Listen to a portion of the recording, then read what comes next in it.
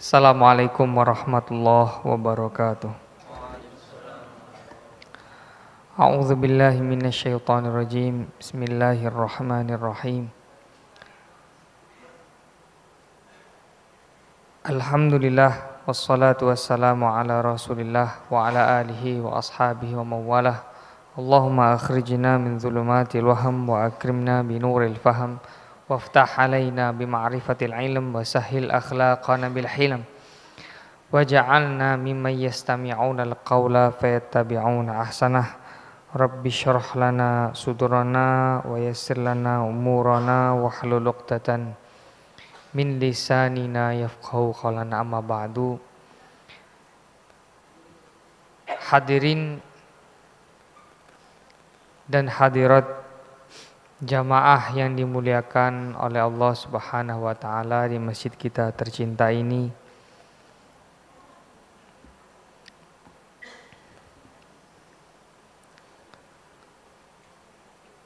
Semoga di bulan Ramadan kali ini memotivasi kita untuk membumikan nilai-nilai Islam rahmatan lil alamin.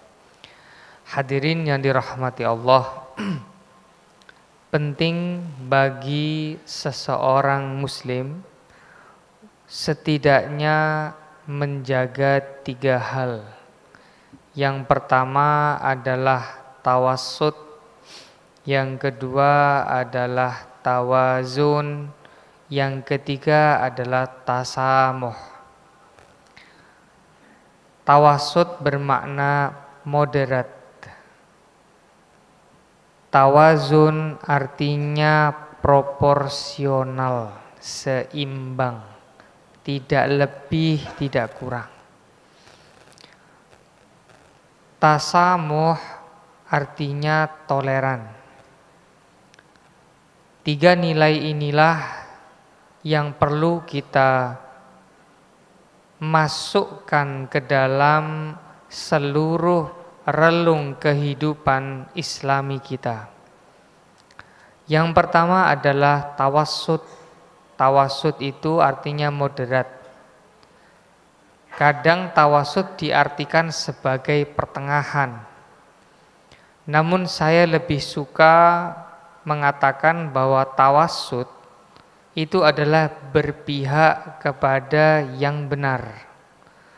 Karena jika ada satu yang ke kanan dan satu lagi ke kiri, maka bukan berarti artinya Anda tidak memilih untuk tidak ke kanan dan ke kiri, tapi tawassut mengatakan berpihaklah kepada sesuatu yang benar.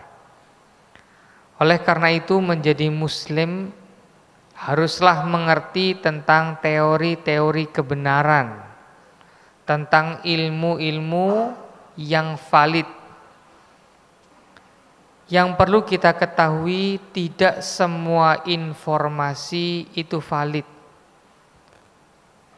Banyak juga informasi yang kesannya agamis, kesannya ya, bungkusnya, tetapi ternyata tidak valid. Nah, ini tidak disebut dengan moderat. Hadirin yang dirahmati Allah, kadang kita dapati ada orang ngomong satu kalimat benar, kalimat kedua benar, tapi kalimat ketiga hasil dari kesimpulannya meleset. Oleh karena itu, menjadi seorang muslim itu harus terjaga setiap omongannya dan kalimatnya. Kalau kalimat pertama benar, kalimat kedua benar, kalimat ketiga harus tetap benar. Sehingga dalam istilah sederhana, menjadi muslim tidak boleh terjebak dalam kesesatan berpikir. Biasa disebut dengan logical fallacy. Harus berada di dalam logika atau mantik yang benar, sehingga omongannya itu teratur, ilmiah dan valid. Yang kedua, seorang muslim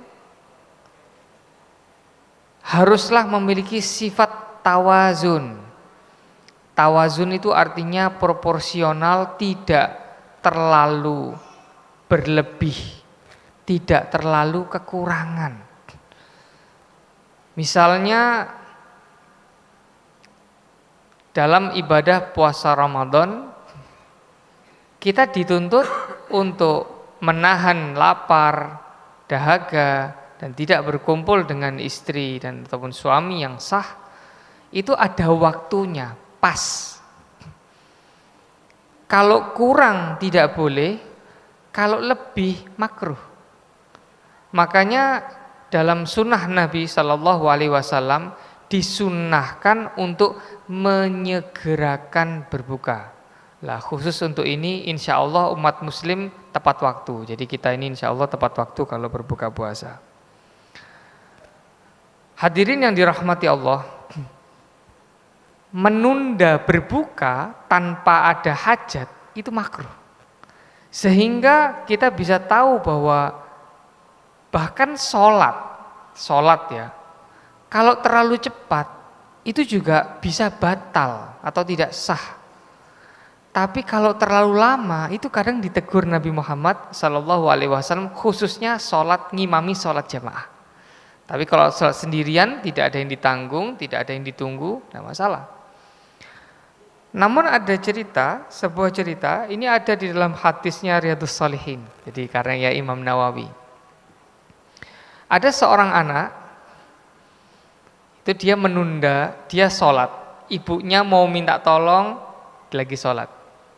Kemudian setelah selesai sholat, dia sholat lagi. Ibunya bilang, mau minta tolong masuk kamar tidak jadi. Sampai yang ketiga, ibunya mendoakan yang buruk dan terjadi. Ini artinya Allah berpihak kepada ibu. Kenapa kok sholat itu bisa ditegur sama Allah? Hadirin yang dirahmati Allah, kalau ibadahnya itu sholat sunnah sama berbakti kepada ibu, itu lebih menang berbakti pada ibu, lebih prioritas berbakti pada ibu. Kenapa disalahkan? Ustadz, sholat salahnya apa? Bukan masalah sholatnya. Kalau dia itu tulus ngabdi kepada ibunya, maka setelah dia salam dari sholat sunnah, setidaknya dia mencari ibunya, bertanya, tadi ibu ada apa? Ibu butuh apa? Enggak, los sholat. Walaupun toh akhirnya Allah tetap menampakkan kemuliaan orang yang sholat di dalam akhir hadis tadi, panjang hadisnya, nggak saya sebutkan. Kalau tidak salah di sini pernah saya sebutkan dalam tahun lalu. Sang ibu tetap didukung oleh Allah. Kenapa? Karena ibadah itu harus pas, tidak boleh terlalu lebih ataupun terlalu kurang. Namanya proporsional. Proporsional itu kalau kita umpamakan itu seperti water pass. Water pass itu adalah alat untuk mengukur kemiringan, biasanya untuk bangunan. Kalau terlalu miring ke kiri, maka gelembungnya itu akan melebar dari bulatan itu ke kiri. Nanti kalau terlalu ke kanan dia akan bergeser ke kiri. Maka kita maunya itu Islam itu yang jitu, yang pas, tawazun. Hadirin yang dirahmati Allah, yang ketiga adalah tasamuh. Tasamuh itu artinya bukan toleransi mutlak, tidak.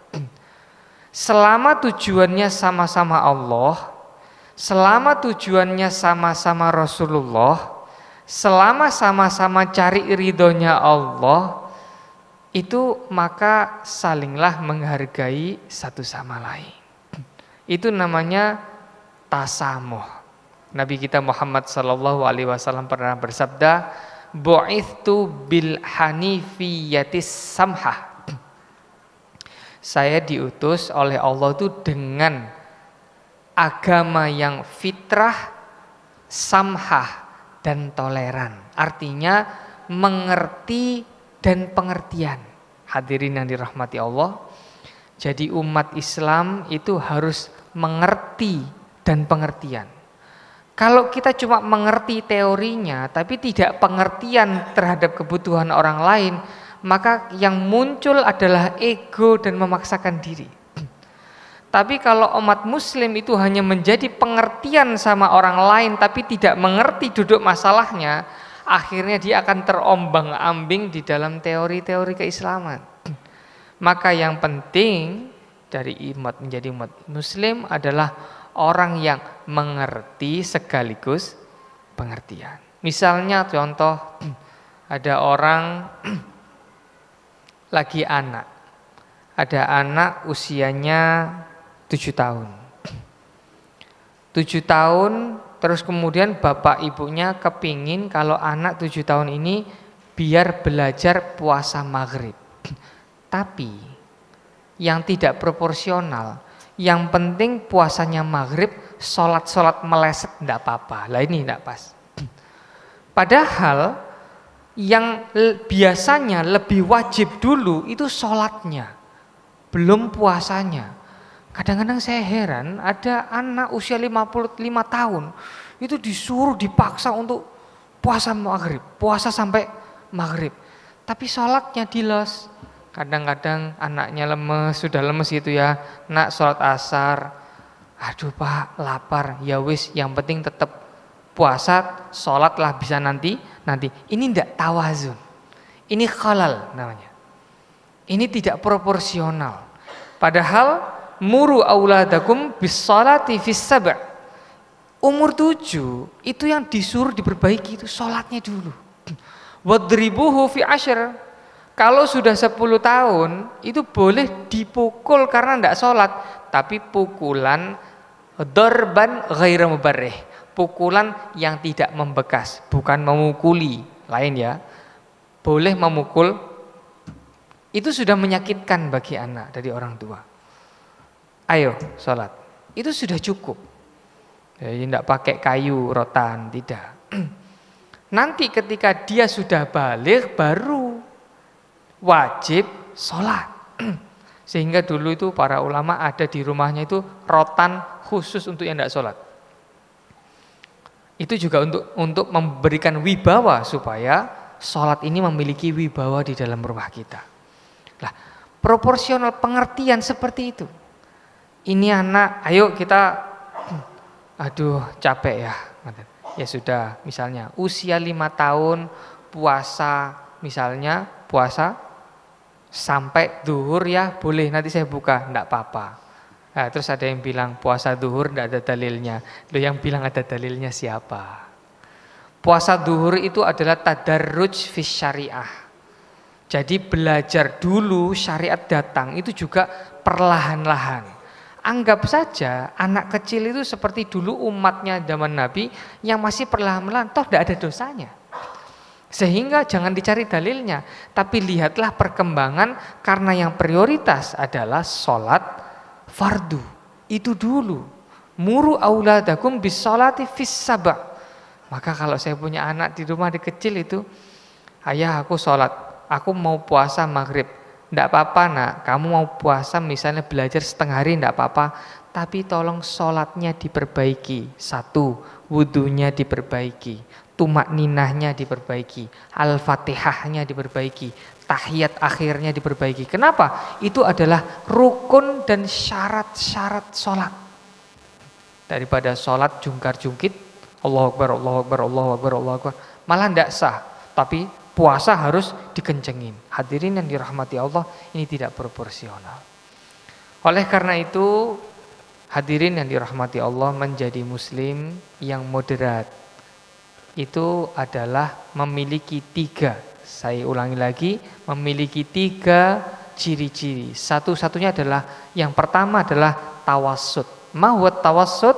Tawassut itu adalah belajar berpihak kepada yang benar, bukan belajar berpihak kepada yang kita memiliki kepentingan, na'udzubillah, berpihak pada yang bayar. Yang kedua adalah tawazun, harus proporsional, harus ngerti takarannya. Sesuatu itu diciptakan dengan mizan, wala tuhsirul mizan, jangan dikurangi takarannya. Ataupun dilebih-lebihkan sehingga terlaluan, itu juga tidak baik. Ini namanya dalam teori pembangunan jalan, namanya teori limitasi. Kemudian yang ketiga adalah at-tasamuh, yaitu saling menghargai dalam bingkai kita menuju Allah Subhanahu wa taala. Yang beda-beda tipis-tipis khilafiyah enggak apa-apa. Fi umurin far'iyah, di dalam perkara-perkara yang far'i, bukan perkara-perkara yang usuli. Ini saya sudah mulai kekurangan iman sama Allah lah. Kalau itu jangan ditolerir. Ini harus dicarikan jalan keluarnya. Saya punya pendapat beda sama kamu, tidak apa-apa. Masih senang Allah kan? Masih senang Rasul kan? Senang. Masih senang umatnya Nabi kan? Masih senang. Masih mau taat ulil amri? Iya. Tapi kita beda pendapat, tidak ada masalah. Oleh karena itu, marilah kita pertahankan. Ini adalah semua yang disepakati oleh ulama mayoritas. Tawassut, tawazun, dan tasamuh. Jangan sampai kita tinggalkan. Bahkan dalam puasa kita harus tetap di bulan Ramadan ini untuk meningkatkan tawassut, tasamuh, dan tawazun kita. Wallahul muwaffiq ila aqwamit thoriq. Assalamualaikum warahmatullahi wabarakatuh.